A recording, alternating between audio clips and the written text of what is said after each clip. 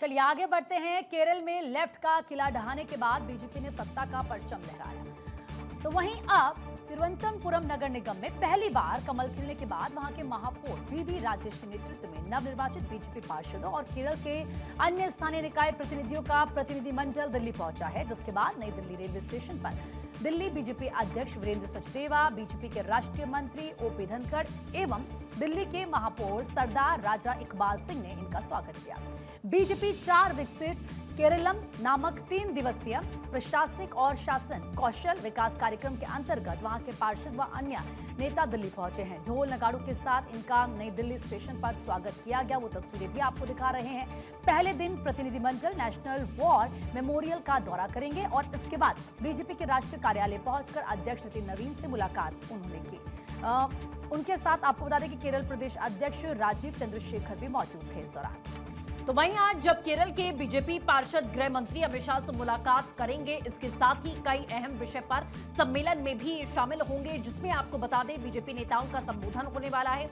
मनोहर लाल मोदी युग में शहरी विकास, इसका एक तरीके से जो साफ तौर पर स्लोगन दिया गया है। अमित शाह विकसित केरल का विजन यहाँ रखा गया। रेखा गुप्ता भी इसमें शामिल होने वाली हैं और साथ ही केंद्रीय आवास और शहरी मामलों के मंत्री मनोहर लाल भी, और उन्हें मोदी युग में शहरी विकास, केंद्र सरकार की योजनाएं और स्थानीय निकायों के माध्यम से शहरी विकास विषय पर संबोधित करेंगे। और उसके बाद केंद्रीय गृह मंत्री अमित शाह विकसित केरल का विजन पर मार्गदर्शन देंगे। दोपहर करीब 12:30 बजे बताया जा रहा है कि संसद भवन का दौरा भी करने वाले हैं। शाम को प्रधानमंत्री नरेंद्र मोदी से उनकी मुलाकात होगी और शुक्रवार को सुबह दिल्ली के मुख्यमंत्री रेखा गुप्ता शहरी विकास में उभरती चुनौतियां, इस विषय पर संबोधित करेंगे। उसके बाद में राष्ट्रीय महासचिव संगठन यानी कि बीएल संतोष उनसे मुलाकात करेंगे और प्रधानमंत्री संग्रहालय और राष्ट्रपति भवन का दौरा करेंगे।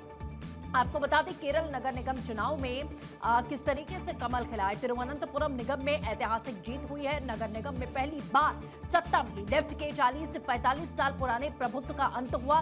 पलक्कड़ नगर पालिका तीसरी बार बरकरार रखी गई है। त्रिपुनिथुरा नगर पालिका में पहली बार जीत हुई है। कोझिकोड, कोल्लम जैसी निगम में सीटें बढ़ गई हैं। मुख्य रूप से शहरी क्षेत्र में लेफ्ट के वोटों पर सेंध लगाई गई है बीजेपी की ओर से। तिरुवनंतपुरम की 101 नगर निगम की सीट, आपको इसको लेकर जानकारी दे दें कि 33 सीटें 2020 में थी। 2025 की बात करें तो 50 सीटें। और इसी पर ज्यादा जानकारी के लिए सहयोगी अक्षय राय हमारे साथ में जुड़ चुके हैं। अक्षय, क्या कुछ जानकारी है? एक तरीके से एक बड़ी जीत के तौर पर यहाँ पर देखा जा रहा है इसे, और क्या कुछ अगर यहाँ राजनीतिक लिहाज से देखा जाए तो क्या परिवर्तन हो सकता है? देखिए, सबसे बड़ी बात ये रही है कि बीजेपी छोटी छोटी जीत को भी अपने तरीके से बड़ा जीत बनाने की कोशिश करती है, एक इवेंट कराती है और जिसका असर निश्चित से वहाँ के न सिर्फ नेताओं पर प्रभाव पड़ता है बल्कि जनता पर भी प्रभाव पड़ता है। और आपने देखा होगा कि जिस तरह से भारतीय जनता पार्टी के तिरुवनंतपुरम नगर निगम में पहली बार कमल खिलने के बाद जो महापौर हैं वीवी राजेश, उनके नेतृत्व में कल भाजपा पार्षदों का और अन्य नेताओं का जिस तरह से स्वागत किया गया दिल्ली रेलवे स्टेशन पर।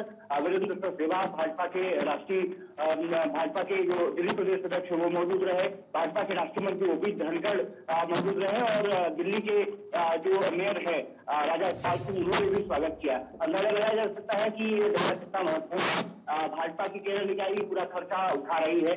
आज अमित शाह से उनकी मुलाकात से हुई है। लगभग कुछ देर बाद बीजेपी मुख्यालय में वो अमित शाह सभी पार्षदों और जो मेयर है उनको संबोधित करते हुए दिखेंगे। कहा जा सकता है कि लगभग 3 दिवसीय प्रशासनिक और शासन कौशल विकास कार्यक्रम के तहत दिल्ली पहुंचे हैं ये सभी नेता। प्रधानमंत्री नरेंद्र मोदी से भी मुलाकात करने का कार्यक्रम है और ये माना जा रहा है कि आने वाले समय में कहीं ना कहीं जिस तरह से बीजेपी दक्षिण मिशन को लेकर के आगे बढ़ रही है और उस चीज का मंत्र देते हुए दिखेंगे।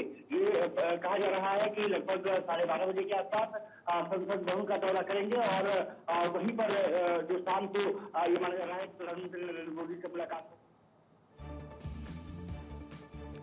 चलिए ठीक है, बहुत शुक्रिया हमारे साथ जुड़ने के लिए अक्षय।